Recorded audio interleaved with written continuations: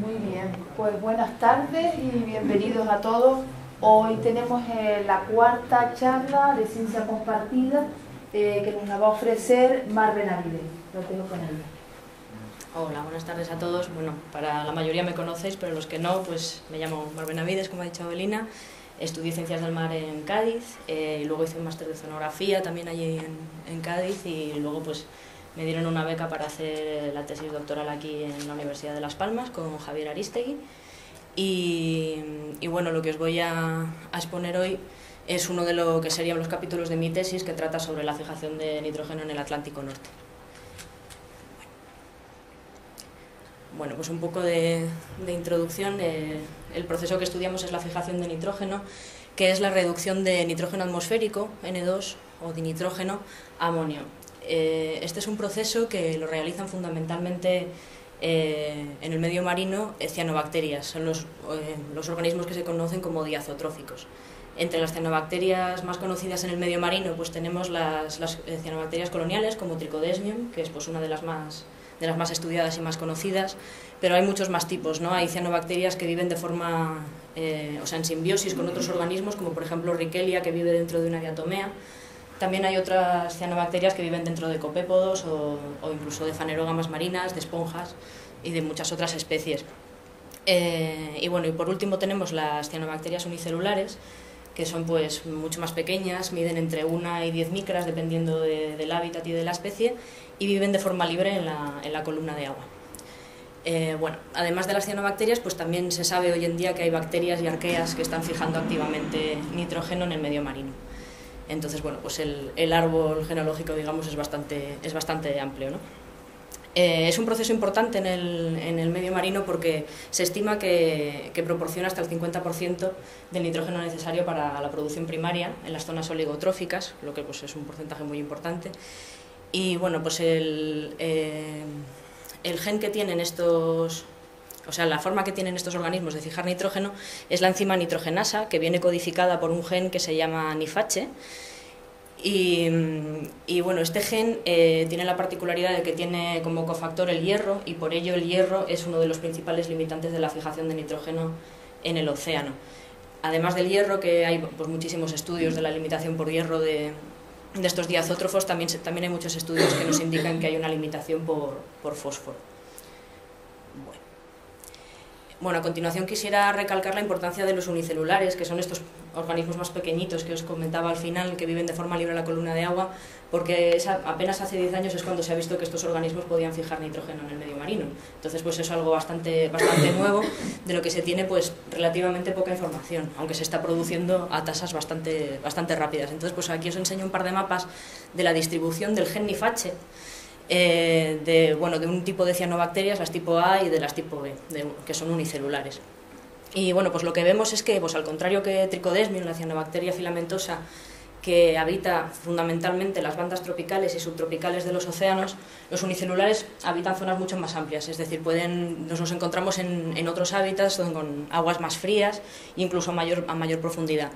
Por ejemplo, se han encontrado gen NIFH pues en el Canal de la Mancha, también en el afloramiento de California, también en el de Perú-Chile, Benguela. Nosotros lo hemos encontrado aquí en Canarias también.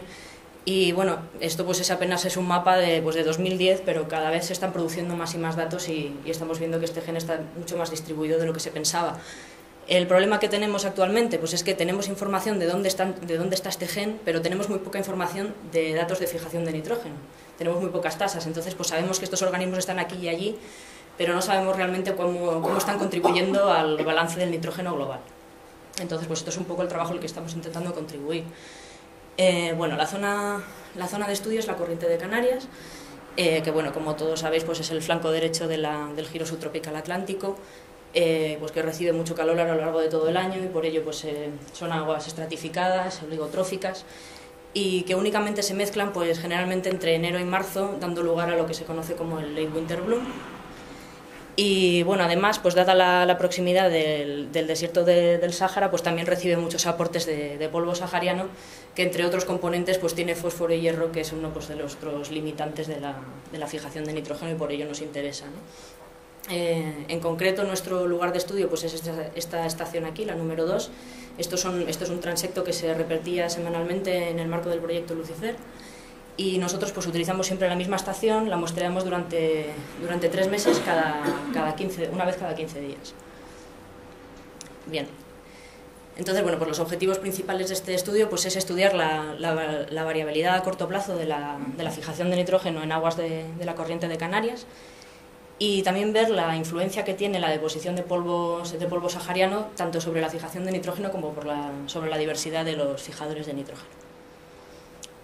Vale, entonces pues paso un poco a los métodos. Os voy a contar brevemente cómo medíamos la fijación de nitrógeno. Usamos el ensayo de reducción de acetileno, que es una forma indirecta de medir fijación de nitrógeno. Funciona de la siguiente manera. Lo que hacemos es comparar el acetileno con el nitrógeno atmosférico, puesto que ambas moléculas tienen un enlace triple. Entonces pues se convierte el acetileno que se reduce a etileno, se compara con nitrógeno que se reduce a amonio, utilizando un factor de 4:1. Nosotros pues esto lo aplicábamos en aguas superficiales de unos 5 metros de profundidad aproximadamente, que se recogía con una botella Niskin, y las muestras se incubaban en incubadores puestos en la cubierta del barco durante 3 horas. Vale.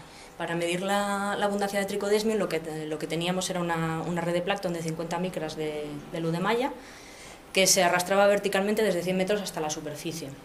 Entonces, pues un porcentaje de esta muestra se utilizaba para contar el número de tricomas que había en la muestra, y otro porcentaje se le añadía acetileno, al igual que a las muestras de agua superficial, para medir la fijación en esta fracción mayor de 50 micras. Entonces, pues bueno, una vez que tenemos los resultados nos encontramos con 2 tipos de tasas. Tenemos las tasas asociadas a las muestras mayores de 50 micras, las que hemos recogido con la red, y las tasas de agua superficial. Entonces, pues vimos que la correlación entre las tasas de las muestras mayores de 50 micras y la abundancia de tricodesmio pues era buena y positiva y significativa, de modo que prácticamente podemos decir que estas tasas se deben a tricodesmio, mientras que, dada la poca abundancia de tricodesmio en las aguas de la corriente de Canarias, y bueno, por otros estudios que se ha visto de cómo muestrear tricodesmio y la probabilidad de coger un tricoma cuando estás utilizando una botella en vez de una red, pues decimos que las muestras superficiales pues, nos dan una idea de la fijación de los unicelulares. Vale. Y para medir la abundancia de diazótrofos unicelulares, lo que utilizamos es una técnica de hibridación, que bueno, tiene todo este nombre tan largo, pero lo llamamos TSA-FISH, que bueno, brevemente pues lo que tenemos es un trozo de ARN que contiene pues, la secuencia de nuestro gen NIFH, y lo que hacemos es añadirle una sonda que es complementaria, ¿no? Entonces pues esta sonda tiene pegado a una de sus puntas un fluorocromo, o sea, una molécula que brilla, ¿no? Que es fluorescente. Entonces, pues con esto lo que conseguimos cuando vemos las muestras en el microscopio es que los organismos que tienen el gen que a nosotros nos interesa brillen en la oscuridad. Entonces, pues nosotros podemos contar cuántos organismos había en la muestra que realmente eran fijadores de nitrógeno. Esto luego os enseñaré unas fotos. Y bueno, pues una vez que teníamos las muestras en el microscopio, bueno, aquí os pongo el nombre de la sonda, que es la Nitro 821, que está comercializada y se puede comprar directamente, no hace falta que la sintetices tú. Bueno, pues una vez que teníamos la muestra bajo el microscopio, pues lo que hacíamos era clasificarlas por tamaño, en pequeñas, medianas y grandes, y por tipo, si estaban libres, si estaban dentro de partículas de materia orgánica, o si estaban en simbiosis con otro organismo, como hemos visto antes, que hay algunos que están en simbiosis con diatomeas o con un copépodo o con otro organismo, ¿no? Vale. Para los datos de deposición de polvo y de composición, pues usamos bases de datos de la NASA, del Gobierno de Canarias, y un grupo del proyecto Lucifer realizó los análisis de metales.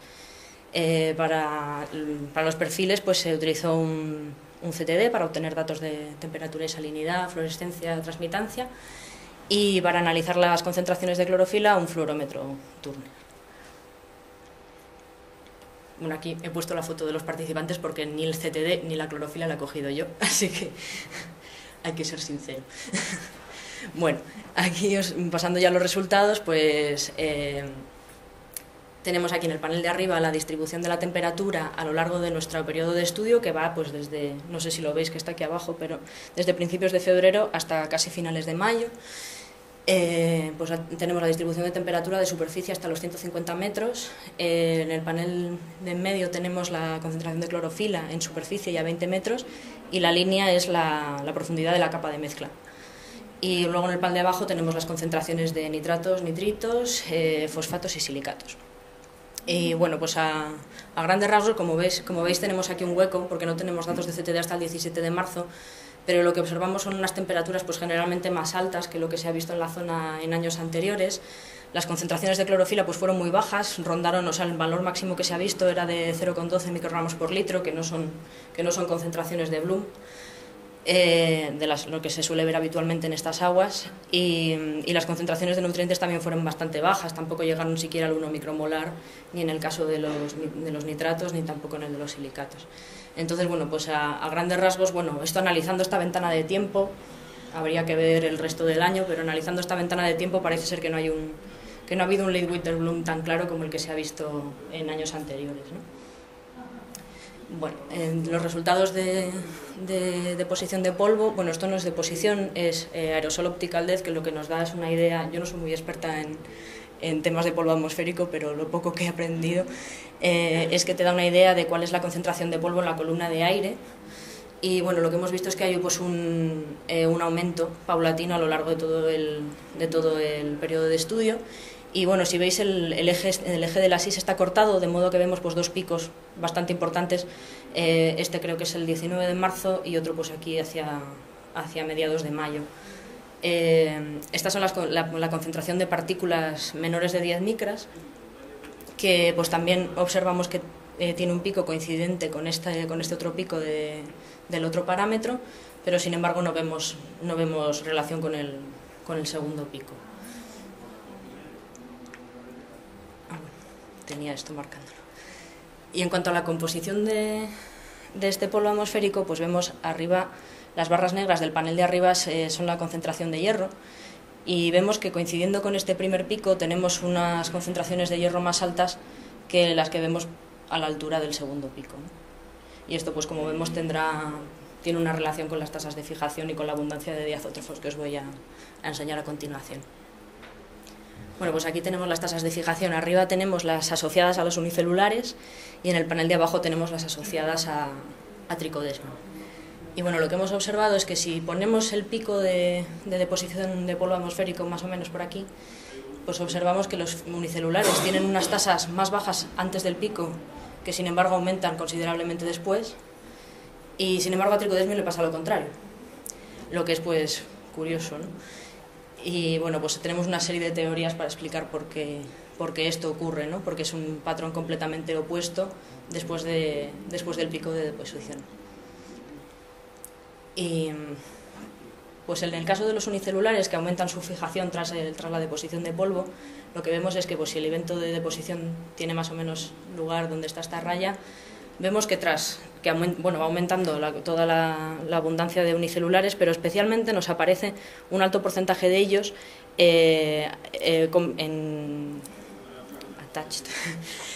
como pegadas, digamos, a partículas de materia orgánica. Entonces, bueno, aquí tenemos unas fotos, de esto es lo que os decía del FISH. Cada uno de estos puntos verdes brillantes es un organismo que tiene el NIFH. Y como veis, pues aparecen, en vez de aparecer sueltos, porque esto cuando tú ves una imagen normalmente te sale un punto aquí, otro punto en la otra esquina, muy dispersos, pero aquí nos aparecían estos borbotones, digamos, de diazótrofos, y parece ser que están como envueltos en una partícula, ¿no? Nosotros no tenemos manera de saber que si esto es materia orgánica o no, pero sí se ha visto en otros, no para diazótrofos, pero sí para otro tipo de bacterias, que esto ocurre, ¿no? Que hay muchas bacterias heterotróficas que se juntan en partículas de materia orgánica, y eso les confiere una serie de ventajas, y bueno, pues creemos que este podría ser el caso en este estudio también. Entonces, ¿por qué es una ventaja? Pues porque estando en esta forma, para empezar, pueden atrapar el hierro, o sea, el polvo mejor, porque si ese polvo está cayendo y se va a hundir rápidamente en la columna de agua, porque son unas partículas que tienen un peso determinado, pues a lo mejor al estar en una plataforma, digamos, de materia orgánica, pueden atraparlo más fácilmente. Además, esa materia orgánica les ayuda a complejar este hierro de forma que es biodisponible para ellos y lo pueden aprovechar. O sea que esto parece ser que es una ventaja, ¿no? Ante un elemento de deposición de hierro, pues como yo solo no voy a poder aprovecharlo, pues me junto con mis compañeros y mi materia orgánica y la unión hace la fuerza, ¿no? Pero sin embargo lo que veíamos que a Tricodesmium le pasa lo contrario, ¿no? Tenía unas tasas mayores y tras el evento de deposición de polvo, pues parece ser que no ha podido aprovechar este hierro. Pues ¿qué le pasa? Aquí os he puesto un vídeo que es de un artículo que salió a finales del año pasado, muy reciente, en el que hicieron unos experimentos con Tricodesmium y lo que hicieron fue ponerlo en añadirle polvo del desierto y ver qué pasaba, ¿no? Entonces, pues si os fijáis, tienen como las partículas de polvo en las partes de fuera y se va retorciendo para intentar concentrar todo el polvo en el centro de la colonia. Y esto se había teorizado mucho y lo puedes encontrar en muchos papers, pero nadie lo había demostrado. Y entonces este artículo pusieron en el material suplementario, ¿no? Pusieron este vídeo y bueno, aquí lo ves claramente. Y de hecho hicieron experimentos con tricomas sueltos, no con colonias, para ver qué ocurría, ¿no? Entonces, pues lo que te explican en este artículo es que claro, Tricodesmium cuando está así en forma de colonia es como un pompón, es como una estrella, es una estructura tridimensional. Entonces, pues cuando le cae el polvo puede aprovecharlo más fácilmente. Es más fácil que lo cojas que si eres un único palito, ¿no? Y además Tricodesmium tiene vesículas de gas, de modo que flota y está en la superficie del agua. Entonces, pues le puede ser más fácil atrapar esas partículas de polvo. Pero, sin embargo, el Tricodesmium que nos encontramos en estas aguas, en los distintos muestreos que hemos hecho, viene así. No son colonias, son tricomas sueltos.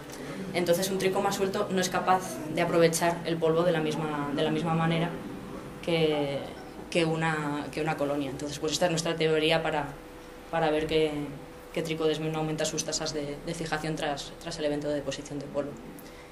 Y bueno, pues a modo de conclusiones, pues lo que hemos comentado, que el polvo sahariano pues parece que está aumentando las tasas de fijación de nitrógeno por parte de los unicelulares y que también está propiciando que se junten en partículas de materia orgánica. Sin embargo, Tricodesmium no es capaz de utilizar el polvo atmosférico cuando se presenta en forma de tricomas libres. Y bueno, y por último, resaltar la importancia de realizar un monitoreo, ¿no? Porque una cosa es que tú hagas una campaña un día determinado y que la tasa de fijación te salga tanto o a lo largo de una semana y luego tú extrapoles eso a lo largo de un año o a lo largo de lo que sea, pero realmente hemos visto que en un periodo de tiempo muy corto, en apenas 3 meses, las tasas de fijación cambian mucho, cambian en órdenes de magnitud y entonces pues resaltar la importancia de esto, ¿no? De ver hasta qué punto estamos sobreestimando o subestimando las tasas de este proceso y muchísimos más por medirlos en un punto determinado de tiempo y no a lo largo de una serie temporal, ¿no? Y bueno, y por último, pues dar gracias a todo el proyecto Lucifer y a todos sus participantes, a los organismos donde se han realizado los análisis de estas muestras y bueno, a Lola, Yera y Abelina por organizar este ciclo de ciencia compartida.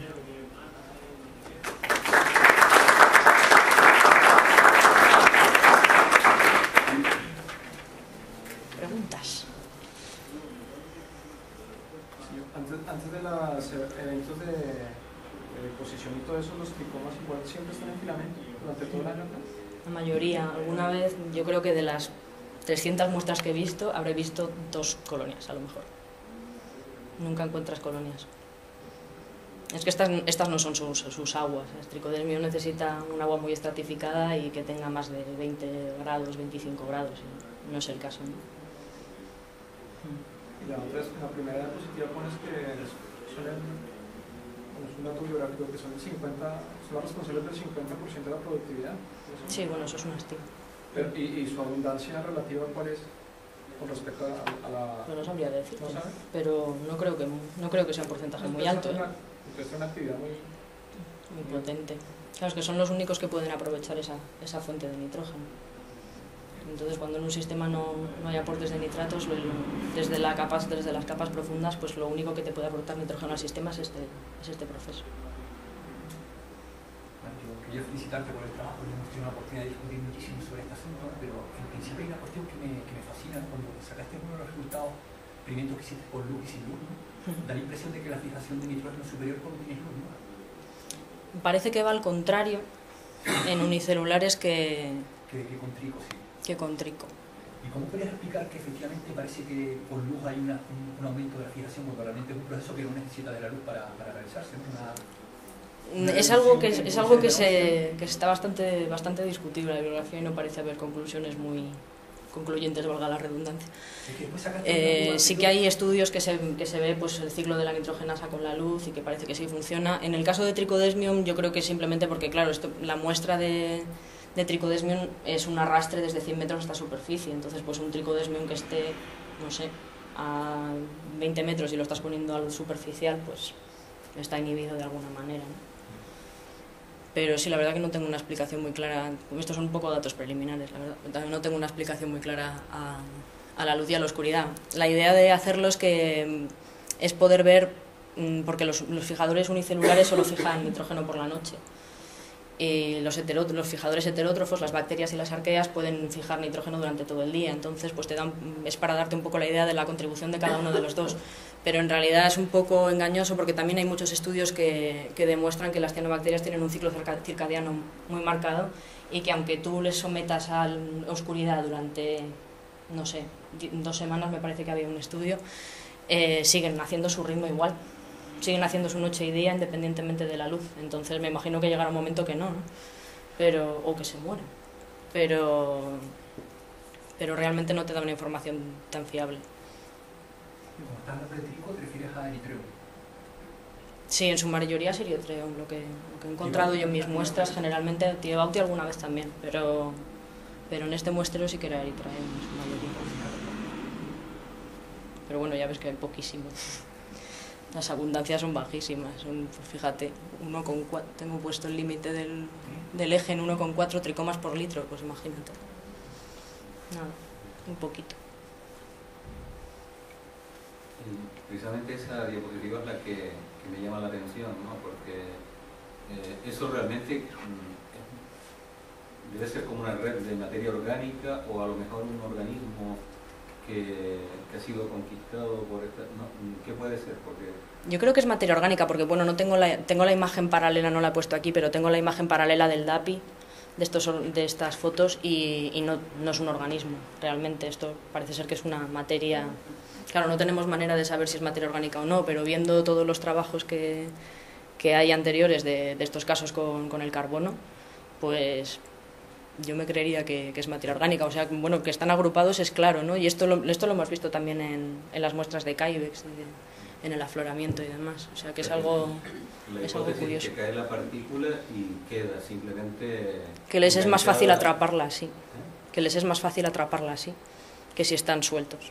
Entonces, pues, a lo mejor empiezan a sentir... En esa materia orgánica, claro. Y luego crecen Claro, lo que yo tampoco sé hasta qué punto... al caer todo el polvo sobre esta partícula conjunta de bichos, materia orgánica y polvo pesa más y se hunde. ¿Cuánto tarda en desaparecer? Bueno, como ves, las otras 2 abundancias de unicelulares tras ese momento desaparecen. Bajan muchísimo las abundancias, entonces no sé si es que ahí se han hundido y han desaparecido. Pero no se corresponde con las tasas de fijación. Digo por el entonces, porque siguen siendo altas aunque no haya tantos unicelulares. El trabajo de Alfredo Jaramillo, sí. que ellos observan que hay el mismo, corrígeme si me equivoco, sí. El mismo cuarzo en la atmósfera que en el agua, que en las trampas de sedimentos, pero en cambio el hierro no, el hierro como que queda retenido en la columna de agua, ¿no? O sea, que está cayendo. O sea, el cuarzo sigue para abajo, pero el hierro queda debe quedar en las partículas, ¿no? Se consume. Y sabemos que hay organismos que se comen las partículas de hierro, o sea, como si nosotros comiéramos pues tornillos, ¿no? y en el tracto digestivo pues tienen ácidos, etcétera, que van liberando ese hierro, ¿no? Y que a lo mejor podría estar, no lo sé, no se me ocurre en este momento, ¿no? Pero que a lo mejor podría estar relacionado con eso que se ve ahí. Y luego en cualquier caso me parece interesante. Ha salido bonito. El comentario.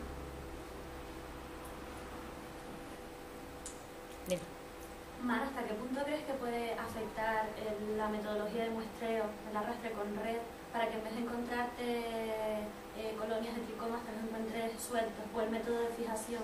Ese es un tema. Ese es un tema. Yo he buscado bibliografía al respecto, a ver si a lo mejor el fijador que utilizas, que bueno, que en este caso era formol, el normal que utilizamos en el laboratorio, que está al 37% y tú lo dejas al 4% y tal.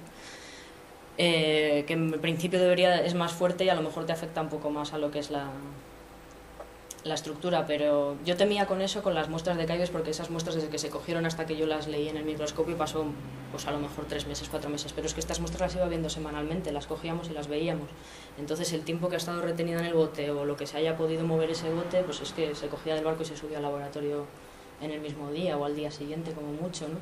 Entonces yo tengo mis dudas de que eso esté teniendo un efecto. También probamos con otros fijadores más tamponados, más suaves, tal, y no parece que tenemos siempre los mismos resultados. Y a los otros artículos que hay por la zona, hay un artículo de un inglés y el artículo de Marañón, bueno, de la becaria de Marañón. Y toda esta gente, pues a todos les sale lo mismo, que la mayoría de los tricomas aparecen sueltos en toda lo que es la zona de la corriente de Canarias. Entonces, pues parece que es un hecho. Luego, en relación a eso, nosotros cuando hacemos pesca con la LHPR, que va a una gran velocidad, salen enteros los tricomas. Claro. Y luego se pueden capturar perfectamente cuando hay, por aquí nunca hemos visto, por esta zona nunca nos han salido tricomas, salvo, bueno, que no los pescamos, salvo la marea aquella que hubo en el 2004. Claro, por ejemplo, en los muestreos, perdona.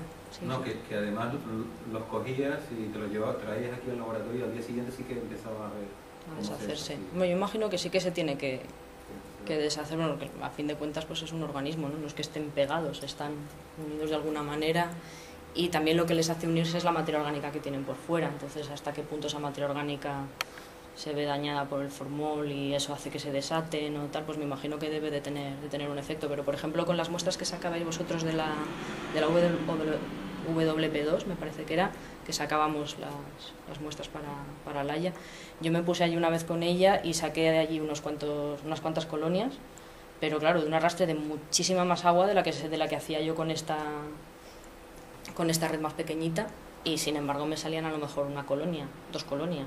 Entonces pues es que no debe de haberlas, debe de haber muy poquitas. Sí. Yo volviendo un poco a la pregunta que te hizo, bueno, al comentario que te hizo Chavo, ya sé que en tu trabajo no habéis podido hacer nada de eso, pero en el vídeo que nos pusiste, en el artículo explica o hace algún estudio sobre esas partículas, si las coge selectivamente, si las coge un poquito al voleo. Creo que no. No se hace ningún estudio. Se me ha olvidado además poner la referencia, pero bueno, si quieres te lo envío, vale. De la referencia. Creo que no, creo que el experimento que ellos hicieron fue directamente pues alguna muestra de polvo que tendrían. No, claro, la muestra de polvo. Y luego, sí, pero que tampoco hicieron un análisis. Creo que hacen análisis de hierro, pero creo que no hacen análisis tampoco de ningún metal, ni tampoco del tamaño de esa partícula, ni nada más particular. También esa capacidad selectiva como puede tener otros organismos. Pues no lo sé. Gracias.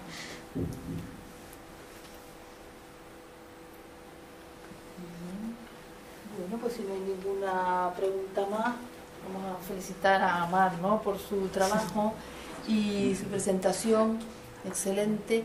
Y por otra parte, hay una idea de ir introduciendo una pequeña cuña al final de las presentaciones por parte de la biblioteca. Algunos comentarios que les pueden interesar a todos. En primer lugar, es decirles que he hablado con el decano y entonces los ponentes pues tendrán un certificado por su participación, que se lo daremos a partir de ahora, en el mismo momento en que se haga la presentación. Ya los anteriores, pues ya en la próxima pues se los repartimos a todos, ¿no? En cuanto a los alumnos, también se ha hablado de la posibilidad de que tengan créditos o algo. Eso está en estudio, ¿no?, esa posibilidad. Y ya Lola les dijo a los que piensan hacer algún tipo de ponencia, pues lo que nos tienen que proporcionar: el título en español y en inglés, resumen en español y en inglés, una imagen para poder hacer un post en el blog de Ciencias Básicas, también una pequeña entrevista tendremos, así que Aroa, que es la próxima, pues comentaremos, ¿no?, un poco pues lo que sería la biografía. Si quieres, abre la página de la biblioteca para ver un poco pues lo que fue en el blog, lo que pusimos aquí en blogs. Uy, va a ser peor, porque como no puedo ver la parte de arriba. Bueno, ahí. Entonces en blogs vamos a abrir pues unos días antes, el viernes o así, ahí concretamente, pues nada, ahí ya ponemos un poco eso, la imagen, un poquito anunciando cuándo va a ser la conferencia. En amarillo está pues el resumen que me dio Mar, y ya en Lee Más, debajo del resumen, pues aparecerá entonces lo que es la biografía un poquito, ¿no?, y un poquito el currículum del ponente para aprovechar, para difundir lo que están haciendo y que se les conozca bien. También por otra parte, sería bueno que aprovechen el momento para subir a Acceda aquellos documentos que ustedes tengan, resúmenes, póster, etcétera. Pues por ejemplo ahí en Acceda, en Acceda a la derecha, a ver, donde estuvimos ayer, más abajo, es que no ahí. En Acceda, pues Mar aprovechó ayer para subir un par de documentos que, como vemos en documentos recientes, son los dos últimos documentos a la izquierda, documentos recientes. Esos dos son los que subió en ese caso. Bueno, pincha si quiere. Ese, por ejemplo, lo subió ella, es su DEA, ¿no? En su DEA, que también se mapea al grupo de investigación en la parte de abajo, ahí tenemos, está el grupo de oceanografía biológica, que es donde se englobaría, donde estaría este trabajo, y dentro de los diplomas de los DEA también lo encontramos. Vete a la casita de arriba, y como ven, pues resumen, en este caso en inglés, y el conjunto de metadatos, de manera que cualquiera a través, por ejemplo, de Google Académico, pincha en tu nombre, Benavides, ahí, ya nos aparece automáticamente en Google Académico los dos documentos que ha subido Mar, y la visibilidad de los trabajos es inmediata, por lo que les animo a que depositen sus documentos en Acceda. Si alguien tiene todavía dudas de cómo hacerlo, vamos otra vez a Acceda, y en la interrogación, arriba, ahí, en la parte superior, donde hay unos iconos, en la interrogación, en tutorial Acceda, ahí tenemos un vídeo de, no recuerdo, tipo, ahí, un vídeo, tutorial, ¿y por qué lo vemos aquí? Porque se abre una pantalla, perdón. Vale. Pues ahí, en ese vídeo les explica cómo subir documentos a Acceda, ¿no? No se está escuchando, pero quizás hay algún tema con la...